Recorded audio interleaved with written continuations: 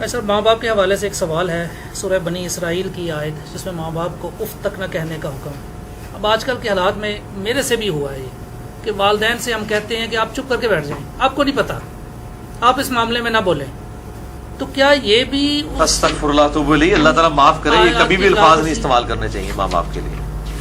اچھا سوال کریں آپ پورا۔ سوال یہی ہے کہ کیا یہ ایسا کہنا بھی ان آیات کی خلاف ورزی ہے؟ سرکار یہ سب سے بڑی خلاف ورزی ہے، یعنی باقی تو اس سے چھوٹی ہیں جو منع کی گئی ہیں۔ قرآن جو منع کر رہا ہے، یہ 10 کمانڈمنٹس میں میرا مسئلہ نمبر 77 ریکارڈڈ ہے، سورہ بنی اسرائیل میں آیت نمبر 23 سے 39 تک کل 17 آیات میں 10 کمانڈمنٹس ہیں جو تورات اور انجیل میں تھیں اور قرآن میں بھی آئیں۔ اعوذ باللہ من الشیطان الرجیم۔ وَقَضَىٰ رَبُّكَ أَلَّا تَعْبُدُوا إِلَّا إِيَّهُ، اور تمہارے رب نے یہ بات طے کر دی تھی کہ مت پوجنا کسی کو سوائے اس کے۔ پہلی کمانڈ تھی توحید، دوسری وَبِالْوَالِدَيْنِ إِحْسَانًا، اور ماں باپ کے ساتھ احسان کرنا۔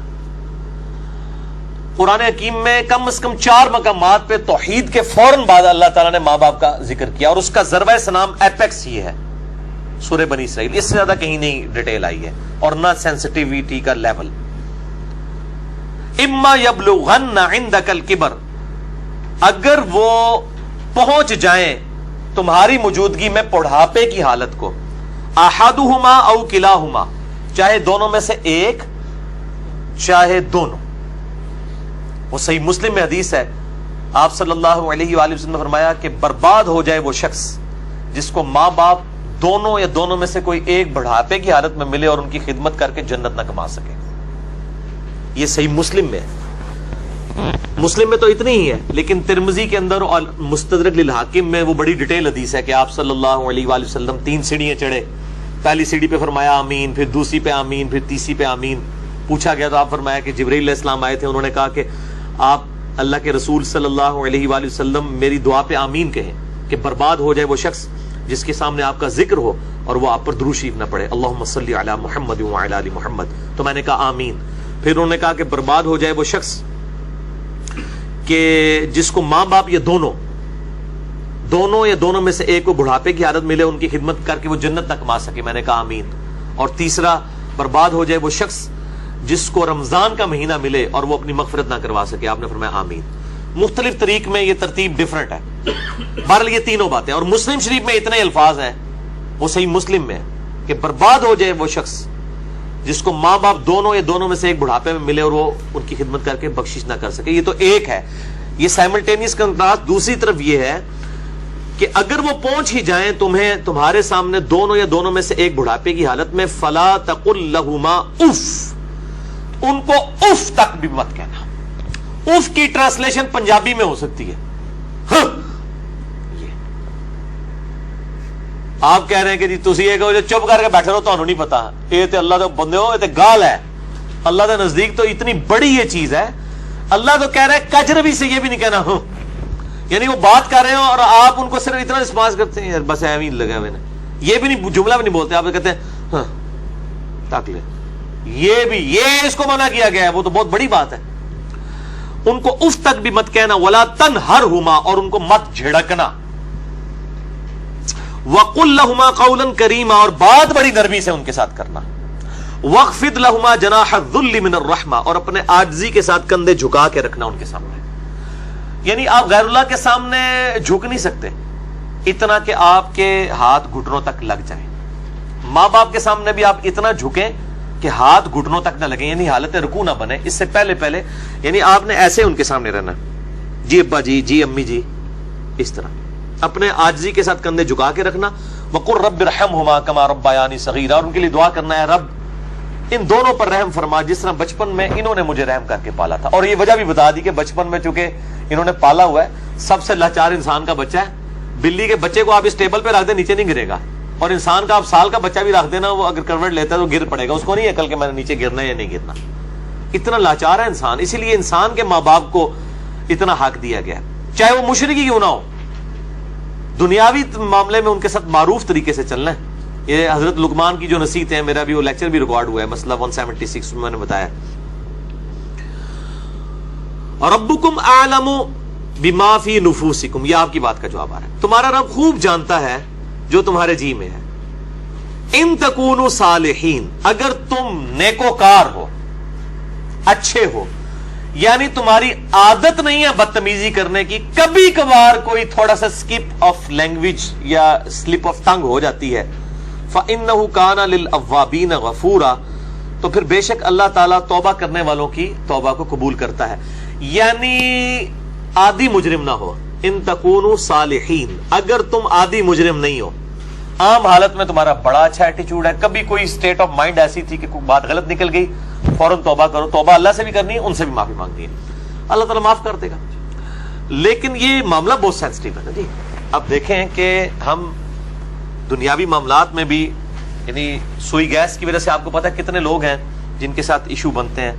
ہم کتنے وہمیوں کی طرح رات کو چیک کرتے ہیں، یار کوئی یعنی کوئی کہیں پہ پائلٹ کھلا نہ رہ جائے، یا ہیٹر جلتا ہوا نہ چھوڑ دیں پیچھے سے، وہ اگر لوڈ شیڈنگ ہوئی اور پھر گیس آئی تو آپ پتہ کتنے لوگ ہر سال مرتے ہیں. تو کتنی احتیاط کی جاتی ہے. چھوٹے بچوں کے سامنے ماچس لائٹر نہیں رکھا جاتا، تو احتیاط کرتے ہیں. تو آپ دیکھیں اس طرح کے اگر آپ احتیاط ماں باپ کے بارے میں کر رہے ہیں تو شاید سالوں میں کبھی ایک دفعہ ہو، لیکن ہر ہفتے ہی جھڑپ ہو جاتی ہے، یا جب معاملہ ہوتا ہے تب جھڑپ ہو جاتی ہے، تو اس کا مطلب ہے ان تکونوا صالحین نہیں ہے آپ، لہذا آپ کی توبہ بھی کوئی قبول نہیں ہے. توبہ بھی نہیں ہے جب تک کہ ماں باپ صحیح طریقے سے معاف نہ کریں اور اپنی روش صحیح نہ کر لی جائے. تو اس میں یہ بہتر، یہ میں نے بھی دیکھا ہے، مطلب میرے بھی ایک بڑی ایکسٹروورٹ نیچر ہے، تو مطلب بعض اوقات ماں باپ کو یعنی ایک بچپنے کی طرف سورہ حج میں آتا ہے کہ اللہ تعالیٰ رذیل عمر تک لٹا دیتا ہے کہ کئی چیزیں جاننے کے بعد کچھ نہ جانے. بوڑھے اور بچے برابر ہوتے ہیں. میری بھی یعنی الحمدللہ دادی ماں کی عمر 90 سال ہو چکی ہے. میں یعنی آج سے 10 سال پہلے دیکھتا ہوں اور اب ان میں کافی فرق آیا. یعنی بالکل بچوں والی آتے ہیں، چھوٹی چھوٹی بات کو مائنڈ کرنا. تو میں اپنے ماں باپ کو بھی سمجھاتا رہتا ہوں، وہ ابھی بھی ان کے ساتھ اسی طرح مقابلہ کر رہے ہوتے ہیں ادب کے دائرے کے اندر. تو میں کہتا ہوں ان کے ساتھ مقابلہ بنتا ہی نہیں ہے. جیسے چھوٹا بچہ تو آپ کو 5 دفعہ پوچھے گا کہ بابا یہ کیا ہے، تو آپ بتائیں گے پیار سے، پھر اس کی بھی آگے سے وہ کیڑے نکالے گا. تو اب وہ کئی بار بھول جاتی ہیں، مجھ سے بار بار پوچھ رہی ہوتی ہیں، تو میرے سامنے یہ آیات ہوتی ہیں نا، تو میں وہ 10 دفعہ ایک بات اگر مجھ سے پوچھتی ہیں نا تو میں 10 بار جواب دیتا ہوں. میں یہ نہیں کہتا میں تو کل بھی دسیا سی، کیونکہ ظاہر ہے کہ اس عمر میں پہنچ کے رذیل عمر میں یہی کچھ ہو جاتا ہے. تو انسان کو یعنی بالکل پازیٹیو رہنا چاہیے، ڈرتے رہنا چاہیے، کیونکہ توحید کے بعد قرآن حکیم میں کم از کم 4 جگہ اللہ تعالیٰ نے ماں باپ کے حق کا ذکر کیا، اور جنت اور دوزخ ڈیپینڈنٹ ہو گئی ہے. ٹھیک ہے جی، اس حوالے سے تو بہت احتیاط کرنی چاہیے. اب اگر ایسا ہو چکا ہو اور والدین سے معافی بھی نہ مانگ سکے انسان، اور والدین زندہ نہیں سر، وہ ظاہر ہے معافی اسی صورت میں نہیں مانگ سکتا نا اس وقت اس اسٹیج پہ. نہیں، بعض لوگ اس لیے بھی نہیں مانگ سکتے کہ وہ ماں باپ کو چھوڑ کے دوسرے ملک چلے گئے ہوتے ہیں. ہاں یہ بھی ممکن ہے. تو وہ کلیریفیکیشن ضروری ہے. دیکھیں ماں باپ سے اگر ایسا ہو گیا تو فوراً سے پہلے ماں باپ کے لیے دعائیں مغفرت کرے اور ان کی طرف سے صدقہ اور خیرات کرے. جیسا کہ سنن ابن ماجہ میں حدیث ہے کہ یہ صحیح سند کے ساتھ ہے کہ ایک شخص کے مرنے کے بعد جنت میں کچھ درجے بلند کیے جاتے ہیں. تو پوچھتا ہے اللہ یہ میں نے نیکی نہیں کی تھی، یہ کیوں میرے درجات بلند ہوئے؟ تو اللہ تعالیٰ فرماتا ہے تیری اولاد نے تیرے لیے استغفار کیا تو اس کی وجہ سے ہی تیرے درجات بلند. اولاد تو انویسٹمنٹ ہے. صحیح مسلم میں حدیث ہے کہ مردے کو 3 اعمال کا ثواب ملتا ہے. نمبر 1 صدقہ جاریہ، وہ ملنا بھی چاہیے، اس نے خود کیا. امام بخاری نے بخاری لکھی ہے، ثواب ان کو ملنا چاہیے. میری اب ویڈیوز ریکارڈ ہو رہی ہیں، میرے مرنے کے بعد بھی لوگ دیکھیں گے، اس کا ثواب مجھے ملنا چاہیے، کیونکہ میں نے الحمدللہ اس پہ محنت کر کے اللہ کے لیے اخلاص کے ساتھ ریکارڈنگ کی ہے. تو میرا ہی عمل ہے، مجھے مل رہا ہے، مرنے کے بعد بھی ملے گا. نمبر 2 علم کی بات، جیسے امام بخاری نے اب صحیح بخاری لکھی ہے تو وہ علم لوگوں تک پہنچایا ہے، ان کو مرنے کے بعد بھی ثواب ملے گا. کسی نے مسجد کے اندر کوئی پنکھا لگوایا ہے، صدقہ جاریہ ہے، مرنے کے بعد ثواب ملے گا. اور تیسرا کیا نیک اولاد، نیک اولاد جو دعا کرتی ہے، نیک اولاد جو صدقہ کرتی ہے. مسئلہ نمبر 74 میرا بڑے لوگ دیکھ چکے ہیں، 1,00,000 سے زیادہ اوپر اس کے ویورز ہیں اور اس کے کلپس تو لاکھوں تک ہیں. اس میں نے بتایا ہے کون کون سے موڈ ہیں میت تک نفع پہنچانے کے. صدقہ و خیرات ماں باپ کی طرف سے کریں تو انشاءاللہ قیامت الدین اللہ تعالیٰ آپ کے ماں باپ کو آپ سے راضی کر دے گا. جب ان کو مرنے کے بعد آپ کی دعاؤں سے نفع ملے گا تو بڑے خوش ہوں گے کہ ہمارے بچوں نے ہمیں مرنے کے بعد یاد رکھا. اور آپ کی دعاؤں کی برکت سے اگر وہ مشکل میں ہے مرنے کے بعد خدا نہ خواستہ اور وہ آسانی میں آ جاتے ہیں، اور اگر وہ آسانی میں ہے تو اس سے زیادہ آسانی میں چلے جاتے ہیں، تو وہ خود بخود آٹومیٹکلی خوش ہوں گے کہ میرے پتر نے میرے واسطے کیتا ہے، تو اللہ تعالیٰ ان کو راضی کر دے گا. اور ایک دوسری حدیث جو ابو داؤد میں ہے کہ ماں باپ اگر مر جائیں تو ماں باپ کے قریبی رشتہ داروں کے ساتھ اس نے سلوک کرو، ماں مر گئی ہے خالہ کے ساتھ حسن سلوک کرو، باپ مر گیا تو چچا اور تایا کے ساتھ حسن سلوک کرو، ایکویلنٹ وہ بھی چیز ان کے لیے آرام کا باعث ہے. اور دعا کریں، یہ جو دعا میں نے پڑھی ہے رب ارحمہما، اے رب ان دونوں پر رحم فرما، کما ربیانی صغیرہ، اے اللہ جب میں بچپن میں چھوٹا بچہ تھا جس طرح انہوں نے مجھ پر رحم کیا تو بھی ان پر رحم فرما. یہ آپ تشہد میں دعا لازم کریں، ہم تو مانگتے ہیں چاہے ماں باپ زندہ ہیں مر چکے ہیں، دونوں صورتوں میں ماں باپ کے لیے دعا کرنی ہے. ہم لوگ سمجھتے ہیں بندہ مر گیا ادھر سے دعا کرنی ہے، اور بھائی زندہ ہے جڑا یہ مر گیا ہے، دونوں صورتوں میں دعا تو کرنی. دعا کی ضرورت تو زندوں کو زیادہ ہے، اس لیے کہ مرنے والے تو چلے مر گیا، زندے بندہ جو ہے وہ اس کے پاس تو چانس ہے کہ وہ اللہ کی طرف لوٹ آئے اور وہ گمراہی کا راستہ چھوڑ کے اچھائی کا راستہ، اور اگر اچھائی کے راستے پہ تو استقامت اختیار کرے تو دعا کرنی چاہیے. اور یہ دعا ضرور کرنی چاہیے، اللہم اہدنا الصراط المستقیم صراط الذین انعمت علیہم غیر المغضوب علیہم ولا الضالین، آمین.